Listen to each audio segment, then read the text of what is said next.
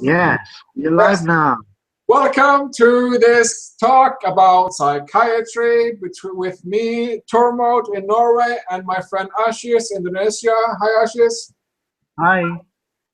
We are going to talk about psychiatry, what we are currently in, challenges and politics and mannerism and so on. Issues that we are challenged by and how we think we can possibly promote solutions and a betterment of treatment, a betterment of psychiatry. So that's kind of a broad topic within psychiatry. And one thing that we are going to talk about psychiatry, what we are currently in, what's going on, challenges and politics and so on. Issues that we are challenged by and how we think we can possibly promote solutions. What's going on? Betterment of treatment, the betterment of psychiatry. Your voice, there's a delay. When you speak, both in there's a echo. And one thing that we are going to talk about psychiatry, what we are currently in, what's going on, challenges and politics and so on. Issues that we are challenged by and how we think we can possibly promote solutions. So betterment of treatment, the betterment of psychiatry. Your voice, there's a delay. When you speak, both in there's a echo. One thing that we what's going on? Challenges and politics and why is it in a loop?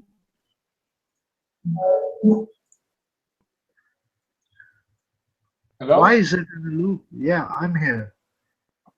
I'm also here. No, it says I'm the only one here.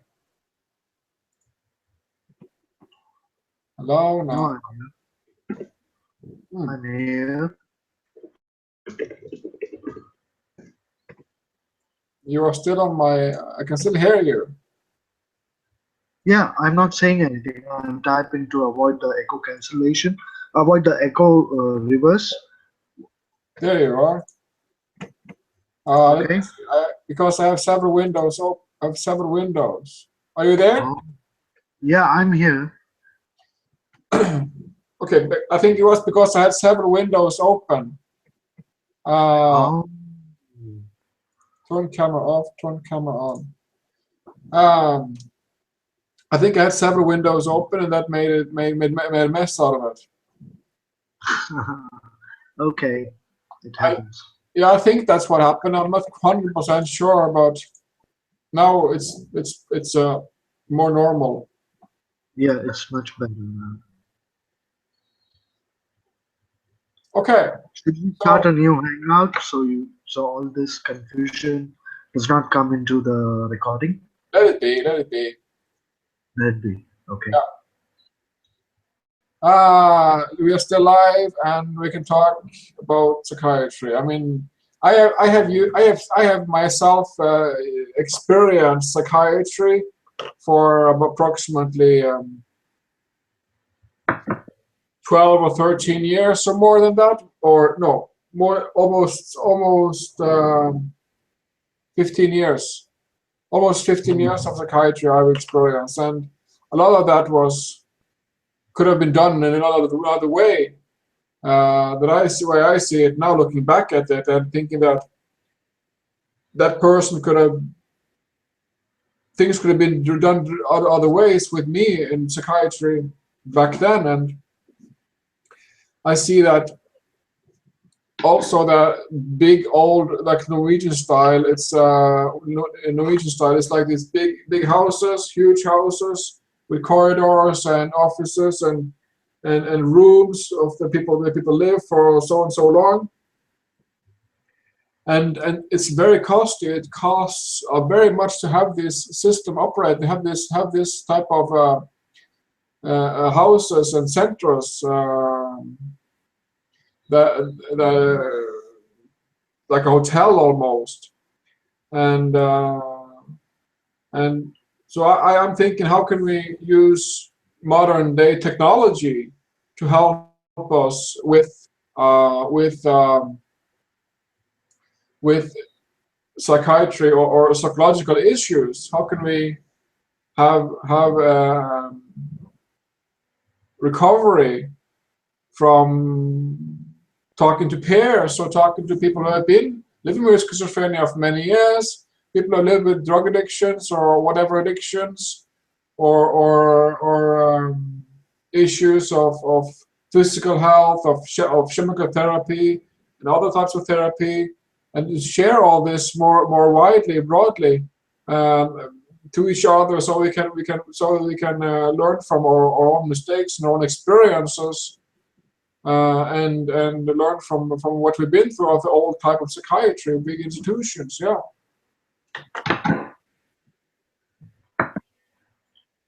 It's interesting what you're bringing up. When you mentioned those buildings and corridors and how the modern technology can make a difference, I was thinking about I was thinking about a situation, like something that I experienced for myself, is when the first time I came to the experience of psychosis. I had no idea what it is. And the only way I can find out about it is by going into those corridors, is by going to that doctor who analyzes me for weeks and then comes to a conclusion that, hey, you've got this problem, and so on, etc., etc. Yeah. So I think from what I've seen over the years, the last few years of being in various peer groups, support groups, almost at least 60% of the people have no idea whether they have a diagnosis that's suitable or not. Okay. And the power of peer communication support groups is can be seen on various, even on Google Plus, even on Facebook. It's so powerful. Yeah. Simple thing like you can't sleep at night and you just come and say, hey, is anybody there? I'm very lonely or I'm very scared.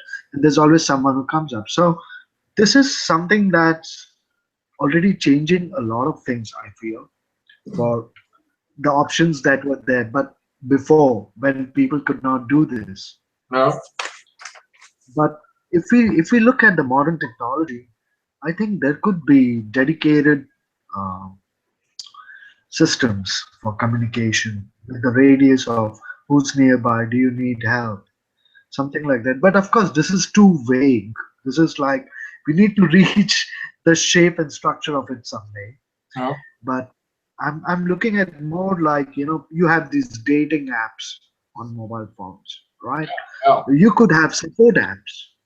Yeah. Support apps, by you have, let's say there is a support app for a specific diagnosis. Oh. You could have people with that diagnosis or people who support people with those diagnoses to Yeah. be there, like caregivers or doctors. Even doctors could be involved. Yeah. This is just some wild thought that's passing through my mind Yeah. as you spoke. Now you take it from here.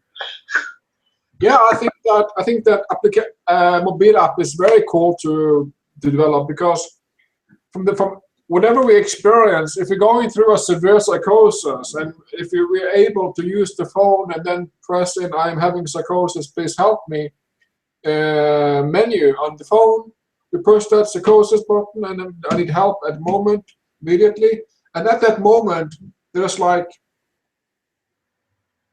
you get the you press like I'm suffering, I'm have psychosis, I need help immediately. Then you get this pop-up message from what you just typed in, saying that breathe, ground yourself in breath, sit down if you have to breathe, try to relax in your body, try to feel your whole body, and close your eyes, things like that. Close your eyes, hold something over your eyes and breathe, and calm yourself, drink a glass of water, try to perhaps go for a walk if you can, or take a cold shower, or things like that. Yeah. And that is like Yeah. the worst case when you're having psychosis, where you're just like flipping totally out of it and having a psychosis. So if you're able to then in that moment to use that phone, that would be, or yeah, and yeah, uh, I phone mean, app. it was just an idea. Yeah, that's very cool because phone apps can be used to so much more than what they already is today. I mean, psychiatry is still not a popular thing. I mean, dating apps. There's like thousands of dating apps, and you know, sex is selling obviously, but psychiatry is Yeah. nice to sell because it's not that much fun actually.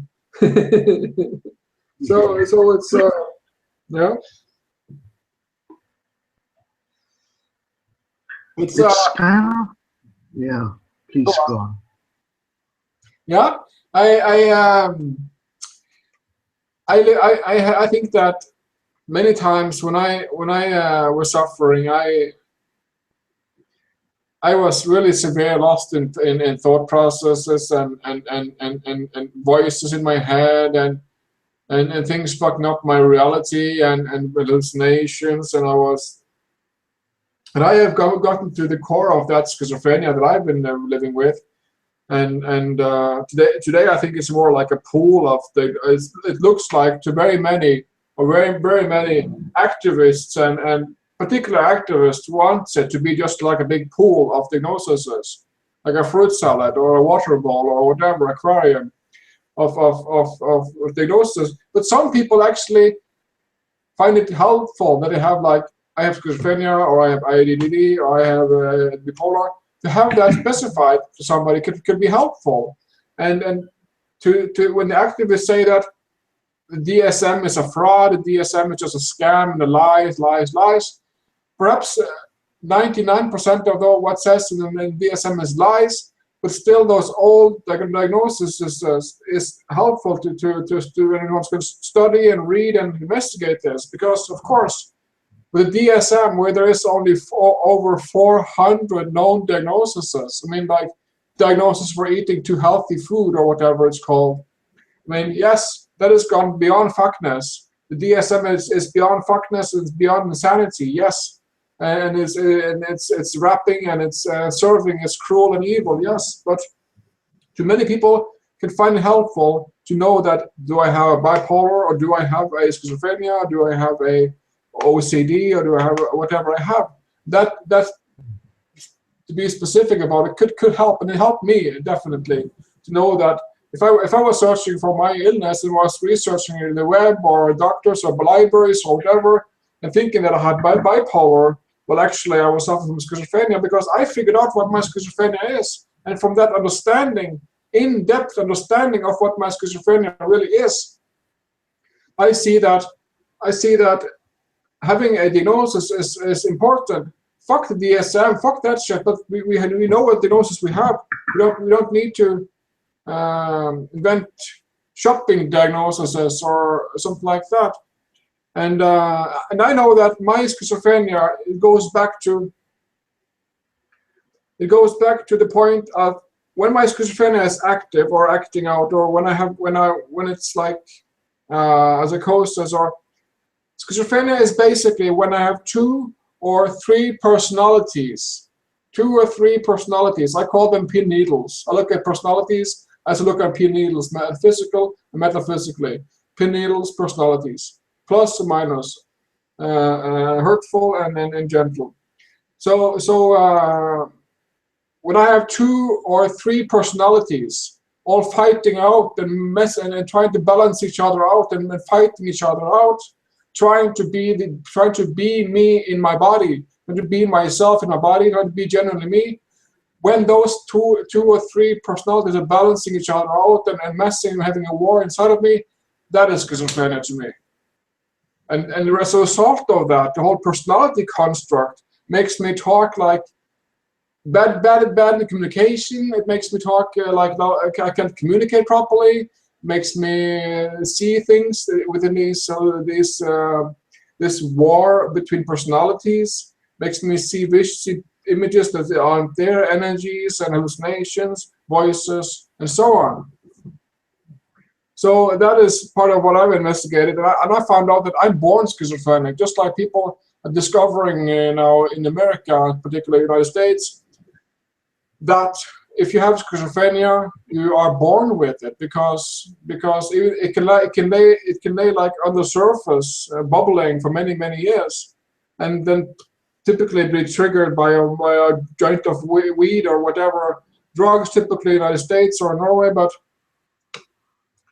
and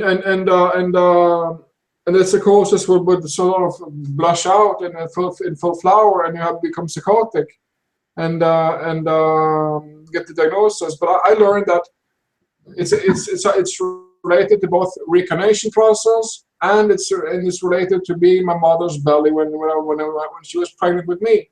That process is related to the whole creation of me, establishing myself as schizophrenic. Yeah.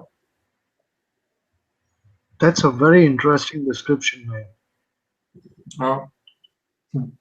Uh, and that part of being in my mother's belly and being in reincarnation, and there's a glitch there. There's a mistake going on there. There's like an error of the system. So that my beingness and body, my mind-body beingness relationship, and that is like a triangle of self, mind-body beingness, is sort of not. It's like not plain. It's not cool. It's just like shifting and wavering, sort of, not stable. So I'm trying to be stable. Yeah. That's a very deep perspective on this condition. It's amazing. I've heard a lot of people talk to me about this before, but not in the way that you just did. And I really love the way you have arrived at this understanding that you have. Yeah. It's very interesting. Do you plan to blog about this? Do you want to write about this sometime? Because it should be documented. I've written about it, and it is documented. And I've also talked to parents of people in the United States. There's this girl called Yanni, and her brother Bodhi, and Yanni was 6 or 7 years old. She's like 13 or 14 now. When she was 6 or 7 years old, she was on Oprah Winfrey show, where she said, Oprah says that this is Jenny, she is born schizophrenic, and that the moment was like a lightning in my head, sort of. Bingo, people are born schizophrenic. It's not something they grow into. It's not something they develop from environment. It's beyond that, metaphysically. Yeah, it's beyond that because it's so compounded, so compressed, and so systematized. So like a personality, for instance. I mean, it takes years to build a personality, that you could say, and like according to Carl Gustav Jung and Freud and so on, personality is what you build from many years of relations. If I have a relation, if I talk to a lady at a supermarket, I have one personality of being that person, to be giving her money and collecting my groceries. Or I could talk to my dad, and I would have another personality compared to that first personality when talking to my dad. Or I would meet a girl from the kindergarten, and I would have a third personality, and so on. And so with ordinary people who are not diagnosed, this personality system, what I call pin needles, is much more ingrained into them, and it's much more systematized, shifting that personality from the one to the other, sort of. It's much more smooth operating itself, sort of, from the one to the other. Like it's a well-oiled machinery in this matrix, Kabbalistic, whatever, Kabbalah, that system we are in.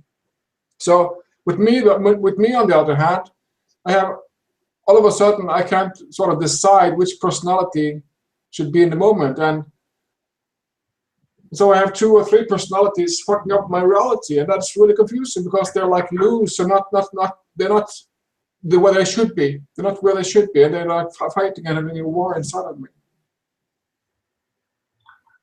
It's very interesting that you brought this up because I myself I've been trying to understand this factor of what are these voices, and is this some sort of a personality locked up inside trying to come out and trying to express itself, and then the other side coming out trying to express itself, and there's a whole echoing business going on, and Yeah.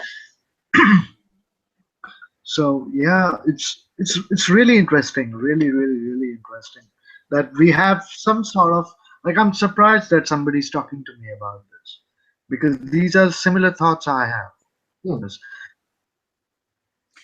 Uh, But but you that, know, and this, yeah, go on. no, go on, go on. But this again, and this is the one field that I've investigated for the last couple of years and found this out, how it goes back to reincarnation and personalities later on, because the reincarnation process is not something I understand. Because that is from the afterlife. So that is something that there's no.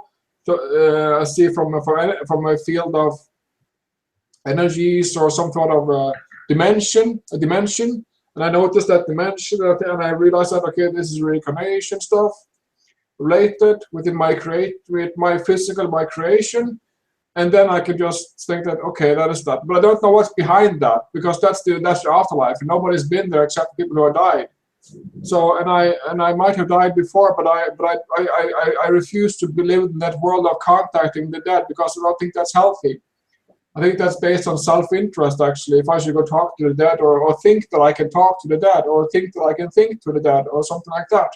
I don't think that's healthy at all. But like they say, let the dead tend the dead, and let the alive tend the alive, sort of. So and this is like, yeah, known within certain.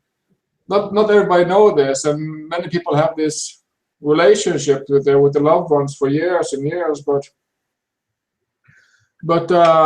yeah, and this is part of schizophrenia, and it's for me it brought me a lot of suffering of drugs and addictions, and by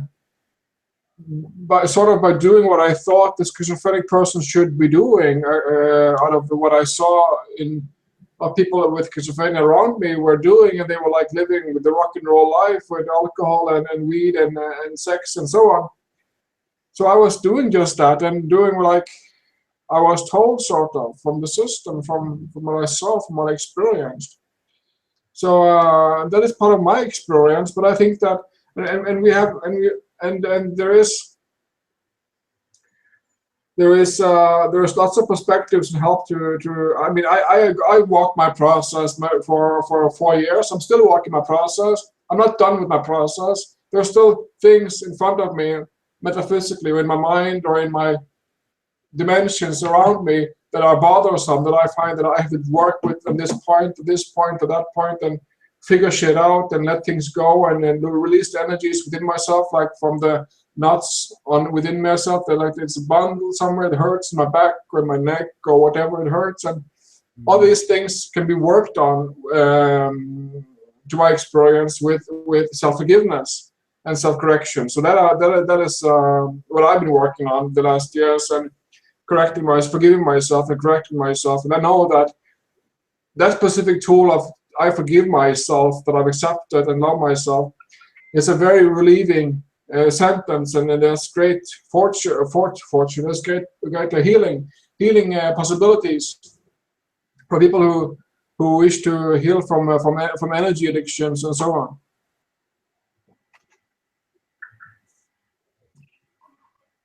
So Very interesting. yeah, and you and me, Ashish, we were talking the other day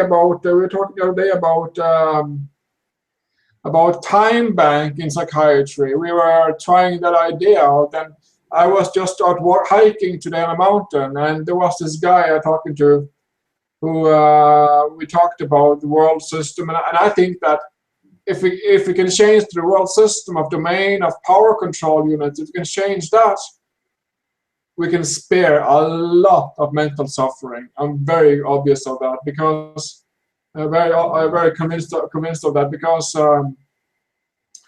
very much of that suffering, that bother of mind, of thoughts that went on when I was in hospital and when I was suffering, it's about greed, it's about selfish war, all this bullshit that goes on in the world, that is a projection of ourselves, really, because it's there, and we just sort of feed ourselves to loop it back to ourselves, loop it back into ourselves, and just like do with the bankers do their dirty tricks with the money system and fuck us all over from money system. And if we can have a new fundamentally new money system, and I think yes, we can start saying that people don't get that ill anymore because we take away so much fear.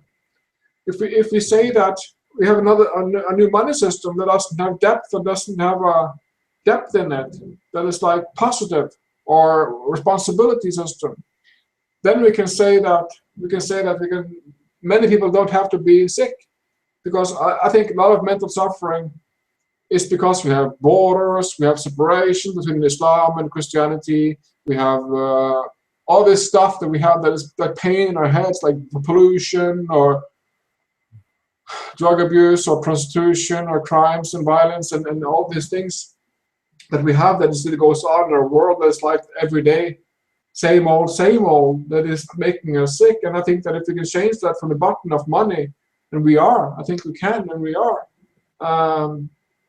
then we can say that we can realize that people would quit ending up in mental hospital so much. I think I can sum it down to the fighting, the conflict is always about haves and have-nots. Yeah. A constant struggle with that. And I think Timebank is something that that fills that void between, where it shows you, hey, you are already resourceful in your community. You've got a community, and people can come together, bring whatever they can bring, and they can share with each other. And there are various ways this can be worked out. There are a lot of people who are doing it already, trying it at small scales or maybe medium level scales, And I think it's absolutely fantastic. There's only one problem. The problem is of the change in the mindset. Yeah. If we are talking about time bank in psychiatry, we Yeah. got to keep in mind, we got to think about these people. They have grown up with money on their mind, Yeah. and they are not exactly ready to jump into something that is a new wave, because they are already challenged mentally. Yeah. So there are a few things to think about and really like work around it. It's not really easy, but it's not impossible either. It's a culture shift, and culture shift takes time, and it Yeah. needs somebody to, like, for example, let's talk like, let's say I have 6 people Yeah. and I want to run a time bank. I Yeah. need to be able to hold the time bank for 1 year with good results to enroll more. And what happens is with most people, second thing is you show them the money, they're gonna straight away say, okay, bye bye time bank, I'm back to my traditional ways because Yeah. I'm making it. So these are a few things that come into picture. So unless you have a really tight community, for example, let's say you have a group of psychologists, let's say you have a group of 2 or 3 psychiatrists, let's say you have a few people from the consumer section, um, few people. So these people, when they come together, it can work a lot better because everybody is a part of time bank and believes in it. But if we look at the time bank as something that will change the mind of the people later, that really is like I just a trap. had a very cool mathematical idea. Hmm. If we have a time bank, we can design it. It's just a suggestion. We could design it like if you have a circle, and we stand in circle as beings. Like I stand in the circle, you stand in the circle, and Hmm. about there's like 10 or 15 or 20 of us in the circle standing around, and we are the order that we stand in is like I'm standing next to someone that could need my skill and ability, and then you stand next to someone that could need your skill and ability, It's always the overlapping all around the circle, and that way I could like have like my one person or two person that's there next to me that could always come to me in that circle and say that I'm suffering, or I fell into addictions again, or whatever the issues are, and I can communicate with them and talk to them, and give them advice and how to recover. So that's an idea to design it like a mathematical, yeah. And I think that we could try it out first with you and me, and perhaps maybe zero or one or two or three others. And then we sort of adopt people who wants to do this test pilot with us from a Facebook group or from a group anyways, where we say that we are here to help you to do talks, to do counseling or drugs, on medication, on therapy, on life situations, how to handle things, work or whatever. And then we can give advices and on a volunteer basis, and just see how that works out really. See what our experiences are. Is it too hard? Are we crossing any legal borders? I doubt it. If we say that if we just say that we are not doctors, we don't do doctor jobs. We just want to try out a new helping system. Yeah. Yes, there are those limits also. Yeah. There's a lot of it, but I like the basic idea of trying this out as having a pilot, a small pilot with few people, and we run it, and you and me can just nurture it, what you call cultivate the whole community Yeah. around it. Um, yeah, why not? We should try something like that. And you mentioned that there are some who are already running this type of time banks. Do you know, are they on Facebook, or do you know anything about that? Yes, on Facebook, yes. That are running time banks as a psychiatric model. Not in psychiatric model, but they have a lot of experience Yeah. with health-related time banks Yeah. and other types, of course.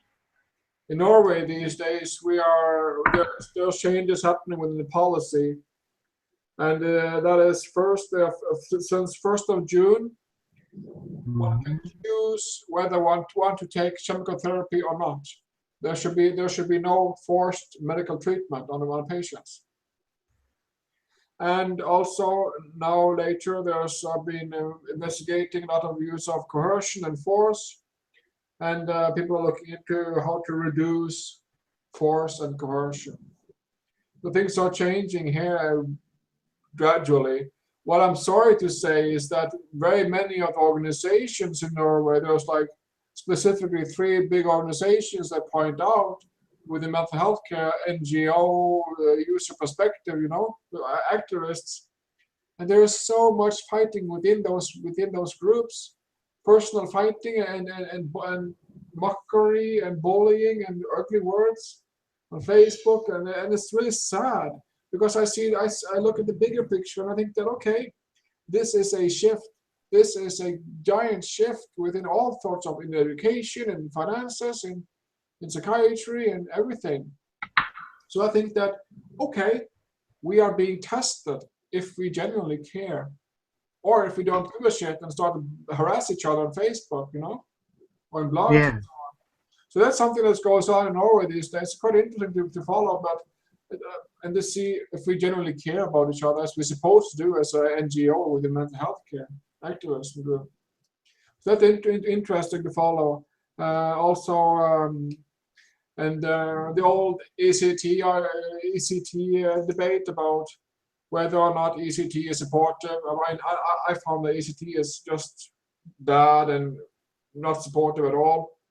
It is. Some people say that I need the ECT treatment. some people say that to me ACT is cool, and I enjoy it, and I benefit from it. I don't think they understand the whole picture really, but of themselves and mind and beyond. So yeah, it's interesting. There was, yeah, things are happening. Just open the door here. Things are happening. Fresh air. There are changes. I saw a reportage both in Daily Mail and other newspapers. I think it was last year, or maybe the year before last year, from China, about what people who are schizophrenic or mad, as they called it. They would chain them to a tree, like way up in the hills or in the caves, or lock them in Yes, cages, and they sit in the cages like a metal cage. exactly. Still happens. So bad. I mean, It happens in Indonesia, in the villages. so we have a big job ahead of us. We have a big job to do. Yeah. There are a lot of factors that come into play. One is the general awareness among the doctors is not good enough when it comes to psychiatry, Uh, and the resourcefulness of each country, which means how many doctors do they actually have who are capable of handling such large number of affected people. So that's one of the causes why such things are happening, yeah, which could really change if like what we were talking about earlier, if there were platforms where people could reach out to each other and educate one another, help one another. yeah, yeah. If we can, Yeah, and that would take the load off the general practitioners, I agree. GPs. Yeah, so that's a very interesting aspect of it. But to reach there is quite a journey, but yeah, one day at a time. One day at a time, one step at a time. And like I have the goals. I have huge goals in my dreams. Like the Venus project, Icarus project? Venus project, Dennis. Oh no, I'm not familiar with that. Venus project. No. But it's like this: create heaven on earth, build ecological, sustainable buildings, and live in peace among each other, cities, and so on. It's a really cool project, but it's like its slogan is beyond politics and money and so on. So Hmm. it's like a utopia, and I have dreams about such a condition in the future.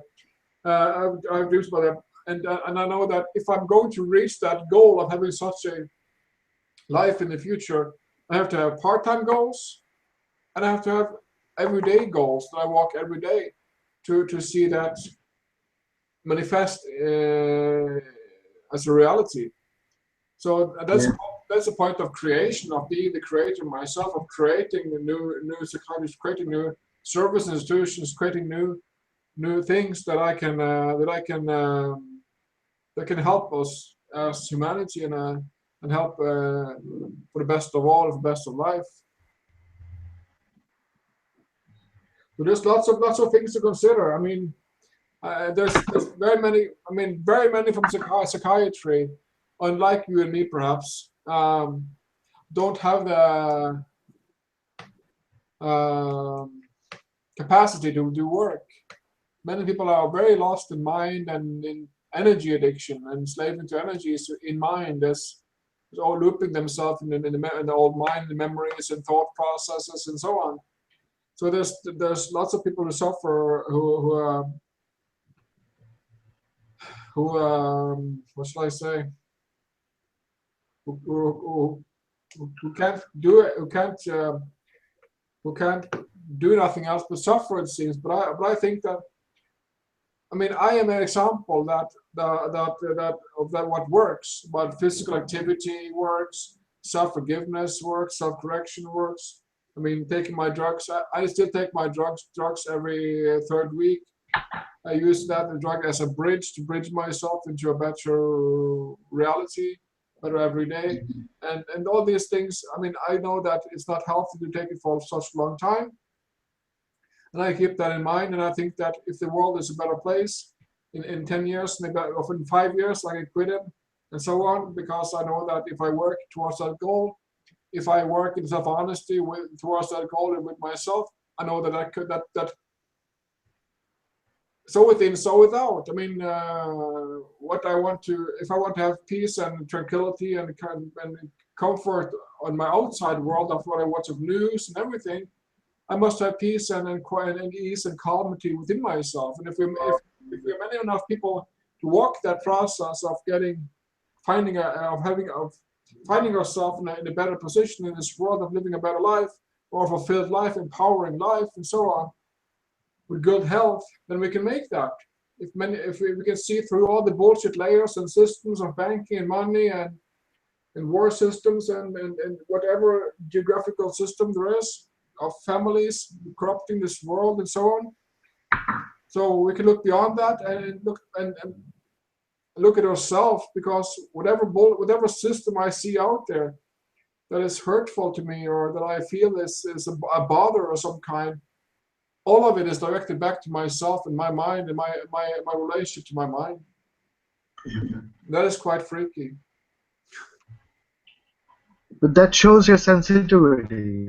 I mean, uh, a good part of our experience, from what I understand, has a lot to do with ability to absorb and feel, like like senses Yeah. waking up. Yeah. So that's the reason why there's a reason why you and me, who share the same diagnosis, Yeah. and we are able to talk and understand each other, Yeah. because because of our experiences with psychosis. Now, isn't that strange that we never talk about, people don't really talk about this outside, but people go through sufferings to reach a point where you awaken from inside to these things. Yeah. Uh, So it is also a quality, because you and me are very sensitive beings. We sense things. We're very sensitive, and because of our experience of having this war inside of ourselves from personalities and voices and hallucinations and psychosis, so we are very sensitive beings, and we notice things very easily, and we easily pulled into these energies and so on. So yeah, I agree with that, and I can show empathy and very easily, and sort of live myself into the other person very efficient. And one thing that I practice within this is to say to myself, okay, Tormod, you're in this life, you have this one life to do the best shot you can. What we give the best, and to not, tell myself these days to don't take things so very seriously. Don't take things so very seriously. That is my motto these days. I always change my motto from almost from month to month. But my motto these days is like, don't take things too seriously. Things will change for the better if we all just push in the same direction. yes, Yeah. I the pressure can be really too much if Yeah. you try to create a parallel system and push against the currents of the traditional systems. And it cannot be a one-person job. No. And yeah, I get it what you're saying, that just take it easy, just go work out the way. And I believe that the best way to actually make big changes is to start with small turns within the given scenario.